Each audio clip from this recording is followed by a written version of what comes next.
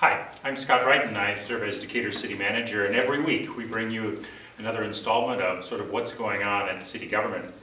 Today I'd like to talk to you about three different things that are going on with city services. The first has to do with public transit. Of course, the city of Decatur is the transit provider for the Macon County area, and some of our bus routes do go outside the city, for example, one that goes to the mall in Forsyth. But a significant change is coming beginning on October 8th. That's the second Sunday in October when we will be providing bus service on Sundays. It's been a 6-day service for many, many years, for decades. But beginning on Sunday, the 8th of October, we'll be offering Sunday service on 4 of the routes, not on all the routes, but on 4 of the routes. For some additional information, you can consult the Transit Division's website. This is a part of a trend, part of a new direction that the city is taking with transit in trying to adapt what has been sort of a fixed transit arrangement really since the late 1990s and make it more adaptive to and even sensitive to the needs of our citizens. Some of whom need to go to work on Sunday or shop on Sunday or even go to church on Sunday, whatever their needs might be for that day. We want to facilitate that with additional service on Sunday. Prior to making this decision, we did some surveying and found that there was support for it. But we know that our fixed route system of buses here in Decatur still has certain neighborhoods that are what I guess you could call transit deserts. In other words, those fixed routes don't go through them or don't go near enough to them to make them really accessible on a regular basis by residents in those neighborhoods.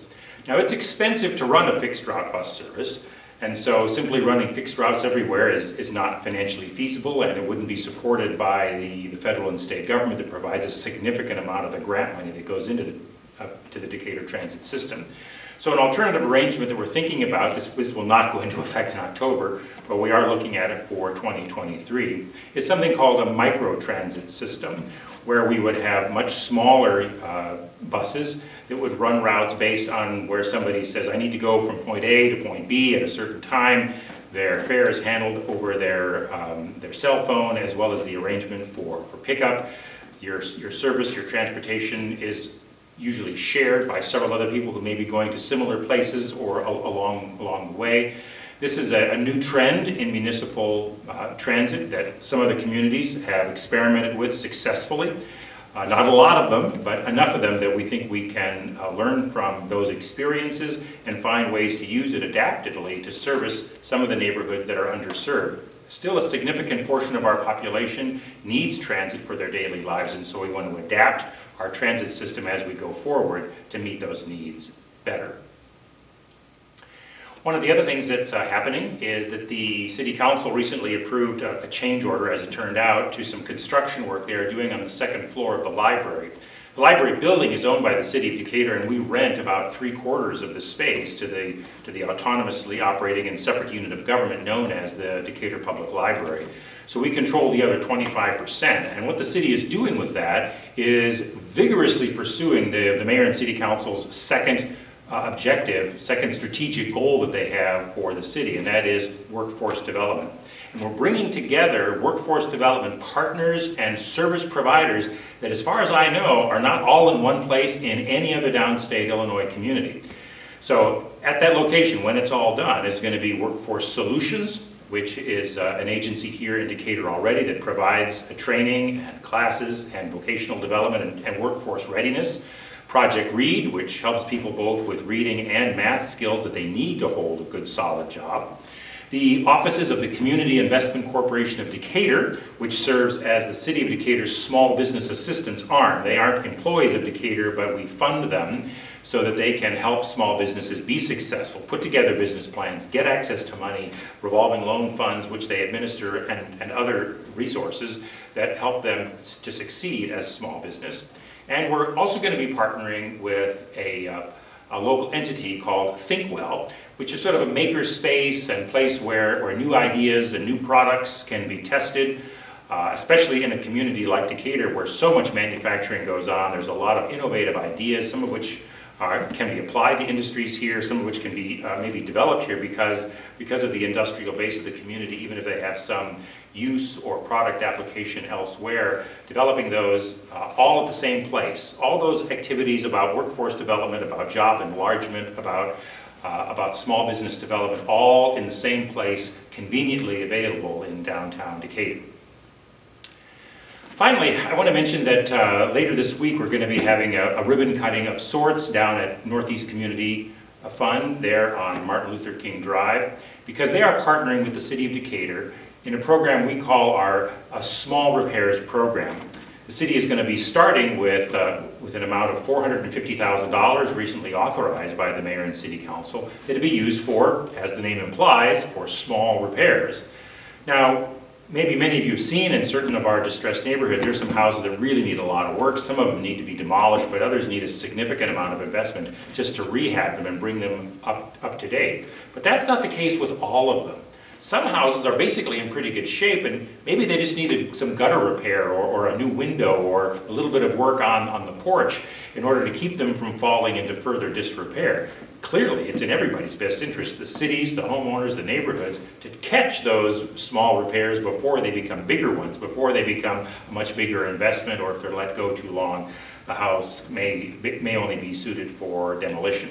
So we're thankful that we have a partnership with NCF. They'll be the ones that are sort of the intake for it. You'll go to apply there and receive funds there, give your paperwork there and follow up, and they'll be the ones that are actually administering the grant, even though it's funded by the city.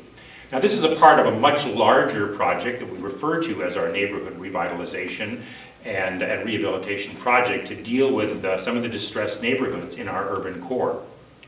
Some folks have said to me, well, we haven't seen the city's plan for revitalization and neighborhood improvement. Well, that's because there's not a big map of it like you might expect to see, say, for the city's capital improvement plan, where we lay out exactly which streets the mayor and council have authorized to do major improvements on and reconstruction of for the next 5 years.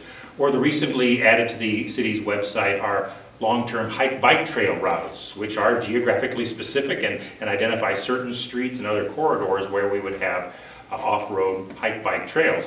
The neighborhood revitalization plan isn't geographically specific in exactly that way, where we can say this building, this block, a certain thing is going to happen.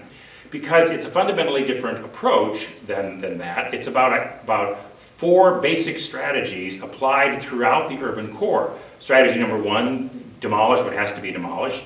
Strategy number 2 is a lot of investment in several different kinds of rehabilitation programs, one of which is the small repair program that I just spoke about.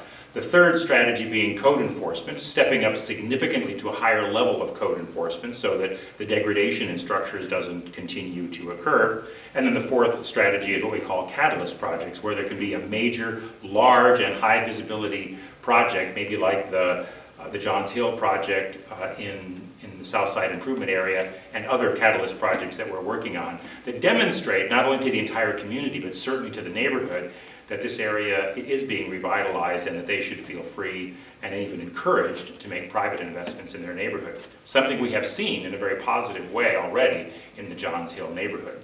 So the idea is that the city pursues those 4 strategies so that eventually the cost to rehab is something that can be recovered in the sale. Right now, if you rehab a property, you might not be, even though you've got modern kitchen, modern bathrooms, and a new roof on the house, you may not be able to sell it for a fair market value that would recover your cost of investment.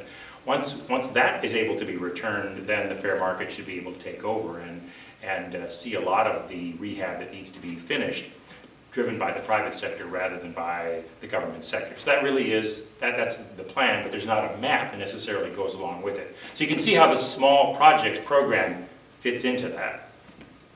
In the weeks ahead, our staff will have additional information that we'll be releasing through our website and through our communications coordinator's office and other ways, so that you can learn more about the ongoing city rehabilitation and revitalization program. I look forward to giving you all that information.